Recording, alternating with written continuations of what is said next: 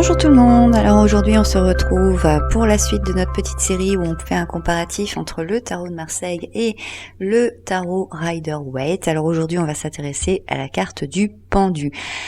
Le pendu qui s'appelle toujours le pendu et qui porte le numéro 12. Alors, au niveau de l'environnement, ce qu'on va pouvoir constater, c'est qu'on a deux cartes qui sont assez épurées, toutes les deux, et surtout ce qu'on va noter comme différence, c'est l'espèce de potence sur laquelle est pendu le pendu, justement. On voit que d'un côté, on a un tronc, et on a une espèce de deuxième tronc qui est venu s'ajouter par-dessus au niveau du rider, alors que ici, finalement, on a l'impression d'avoir deux arbres à l'envers avec une branche qui relie les deux arbres. En réalité, si on mettait un petit peu dans l'autre sens, les deux cartes, d'ailleurs, je vais le faire pour les deux cartes. Ici, on a l'impression que c'est le sol avec un arbre qui pousse et dont les racines sont visibles. Donc, on peut se demander en fait si il est vraiment accroché à quelque chose ou pas. Ici, on a une espèce de bois ou je sais pas quoi, et on voit finalement la montée mais avec les bourgeons qui vont pas dans le bon sens. Je trouve en tout cas que ici on a plus la notion d'apesanteur, alors que ici le pied touche quasiment le bois. C'est intéressant de voir ça en fait. Et d'ailleurs ici on n'a plus l'impression d'avoir des feuilles qui tombent, mais on a plus l'impression d'avoir des arbustes qui sont en train de pousser. Donc c'est intéressant de regarder cette carte du pendu dans un autre sens. Mais c'est vrai qu'on a cette notion d'épurement dans les deux cartes. Dans cette symbolique du pendu, on va retrouver les bourgeons très rouges qui viennent encadrer le pendu. Et d'ailleurs ici on a la notion d'encadrement, de quelque chose de limitant, de quelque chose où on a des limites de part et d'autre, des barrières de part et d'autre, et la marge de manœuvre est assez petite. Alors que ici, mis à part le tronc qui est derrière, on n'a aucune limitation sur les côtés. Le champ est dégagé, l'angle de vue est dégagé. Si ce pendu tournait la tête, il verrait l'horizon, alors que là, s'il tournait la tête, il verrait juste les troncs d'arbres. Donc déjà, ici, on a cette grande différence. Au niveau du personnage en lui-même, on a deux personnages qui sont assez similaires puisqu'ils ont la même position, ils ont les mains cachées derrière le dos. Ce qui va par contre changer, c'est que d'un côté on a la jambe pliée par ici et là par là. On n'est pas dans la même orientation, et d'ailleurs le pied qui est attaché n'est pas le même. Quand on regarde en fait cette orientation, on a ce pied qui est comme ça poussé vers l'arrière, et si le pendu devait faire un mouvement pour déplier, son mouvement serait pour aller vers l'avant. Ici, s'il déplie sa jambe, c'est pour aller vers l'arrière. Donc on peut se poser la question de finalement le mouvement, le moment où il le décidera. Est-ce que c'est un mouvement pour revenir sur ses pas, ou est-ce que c'est un mouvement où finalement il va avancer, où il va faire quelque chose de ça. Moi, quand je vois ce pendu, j'ai plus l'impression d'avoir une ballerine que vraiment un pendu. Au niveau de l'habillement, on est dans quelque chose de simple dans les deux cas, mais ce qui est intéressant, c'est que ici on n'a plus la notion de poche, en tout cas c'est beaucoup moins flagrant, alors que ici ça apparaît très clairement, ces deux poches là qui nous montrent aussi que le pendu se décharge en fait de toute matérialité et qu'il laisse partir en fait tout ce qui est trop lourd dans les poches. Imaginez, vous prenez votre manteau et vous le prenez à l'envers et vos poches sont pas fermées, tout ce qu'il y avait dans vos poches tombe à terre. C'est exactement ce qui est représenté ici. Ici du coup c'est comme si vous preniez un pull, vous pouvez le prendre à l'endroit ou à l'envers, ça ne change rien, ça n'a aucune conséquence. Ce qui est intéressant de regarder aussi au niveau du personnage, et ce qui fait aussi la différence entre le Marseille et le Rider, c'est que sur le rider, on va retrouver cette espèce d'halo, cet halo lumineux où on accentue, où on met en avant justement le fait de prise de conscience, d'espèce de réca. Vous savez, c'est un peu, on aurait pu aussi mettre une petite ampoule qui s'allume et qui montre en réalité que on a besoin d'avoir la bonne idée pour pouvoir se sortir de ce piège, alors que ici on n'a pas sur le Marseille cette représentation. Ici on a vraiment ce côté de les cheveux en fait qui prennent la position naturelle. C'est un peu comme quand on est dans un manège, un grand 8 par exemple, et qu'on a la tête en bas et les cheveux tombent. Voilà, c'est un peu ça. Cela étant, on a toujours quand même plus ou moins la même représentation. On a ce côté d'avoir un personnage la tête en bas, donc d'être dans une position qui est inconfortable. On a cette caractéristique d'avoir les mains qu'on ne voit pas et qui sont cachées dans le dos, et on ne sait pas finalement si le pendu est vraiment attaché ou si c'est lui qui choisit de rester dans cette position. On a vraiment avec la jambe ce côté je suis comme ça, donc soit j'attends que ça passe, soit je suis en train de réfléchir à une solution. Et dans les mots-clés, bien sûr, on va parler des moments d'arrêt, des moments de pause. On va parler aussi de la nécessité de regarder les choses sous un autre angle, de voir les choses autrement. Et une différence qu'on retrouve beaucoup plus d'ailleurs sur le pendu et qu'on a tendance à ne pas retrouver justement chez le rider vient justement de ces deux arbres, puisque ces arbres ici, ils vont symboliser en réalité la généalogie, les blessures familiales, les choses qui ont marqué aussi les étapes de notre vie, choses qu'on ne retrouve pas du coup ici dans le rider.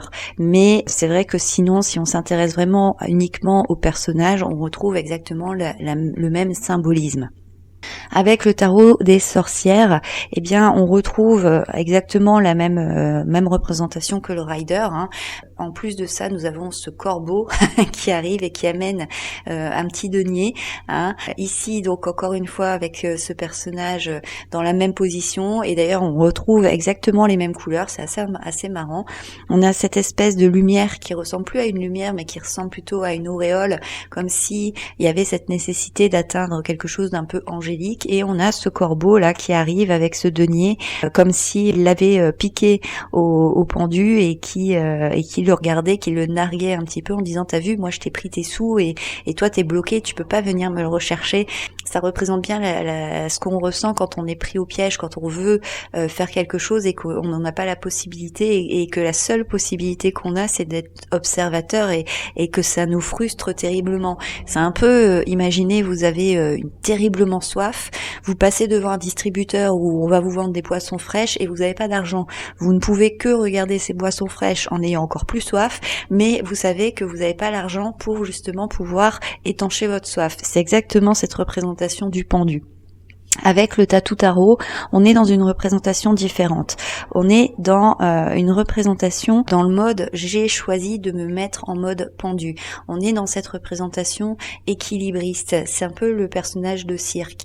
C'est-à-dire c'est cette personne, cette gymnaste qui fait de cette position un jeu, un art, une activité sportive. D'ailleurs, on voit son visage, il est épanoui, il est serein. C'est pas un personnage qui va être angoissé, c'est pas un personnage qui va être fermé. D'ailleurs, quand on regarde le pendu ici, on n'a pas un personnage qui est fortement contrarié ou en colère. Quand on regarde le personnage ici, on n'a pas non plus cette sensation de subir quelque chose. Et même ici, ce personnage, même si il est pas confortable et qu'il peut pas atteindre ce qu'il veut, il sourit quand même. Donc on a aussi ce questionnement avec cette carte du pendu de est-ce que finalement c'est la vie qui a coincé la personne ou est-ce que c'est elle qui a décidé aussi de se mettre à un moment donné en arrêt, en pause, et c'est quelque chose que vous connaissez et qui nous arrive tous de faire parce que par exemple quand vous décidez de prendre des vacances ou de vous décidez tout simplement que un dimanche vous ne ferez rien, que vous allez même pas vous habiller et que vous allez juste passer votre journée sur le canapé à regarder la télé, eh bien ça s'appelle prendre un temps de pause volontaire et qui peut s'avérer confortable. Donc on retrouve aussi ce côté bien-être, ce côté de profiter en fait de l'opportunité pour justement faire quelque chose. Et ici on va aller plus loin puisque on est vraiment on retrouve du plaisir à se mettre, à se contorsionner, à être dans quelque chose où finalement oui, au niveau du corps, c'est pas confortable. Oui, ça demande une gymnastique. Oui, c'est pas une position qui est naturelle, mais pour autant, on va y trouver du plaisir. On va se procurer du bien-être. Et si vous voulez un exemple concret de ce genre de personnage, eh bien par exemple les yogis, ceux qui font du yoga Ashtanga par exemple et qui font des figures vraiment acrobatiques, eh bien ce sont ce genre de personnes qui sont caractérisées par cette carte. Avec le pendu du tarot de la loi de l'attraction, on a encore une représentation différente et ici on est dans le pendu qui est plus effrayé, qui est plus angoissé. Alors c'est pour ça que j'aime bien aussi ce tarot tarot parce qu'il a tous les tarots que je vous ai choisis montrent vraiment des visions différentes de la même carte. Ici, on a vraiment un personnage qui doit traverser sur un fil et si jamais il se casse la figure, il tombe et la chute peut être assez dangereuse. Donc, il n'a pas le choix que d'être hyper concentré et de devoir garder une forme d'équilibre dans l'instabilité. Et donc ici, il y a une notion aussi de quelque chose qui peut faire peur, qui peut angoisser. Et puis aussi, on voit que la corde, elle est attachée à une fenêtre. On suppose qu'en face, il doit y avoir un autre bâtiment ou peut-être un toit. Et donc, il y a aussi ici dans cette carte la notion de passer une étape, de franchir quelque chose, franchir un vide pour pouvoir sortir de quelque chose et aller vers autre chose.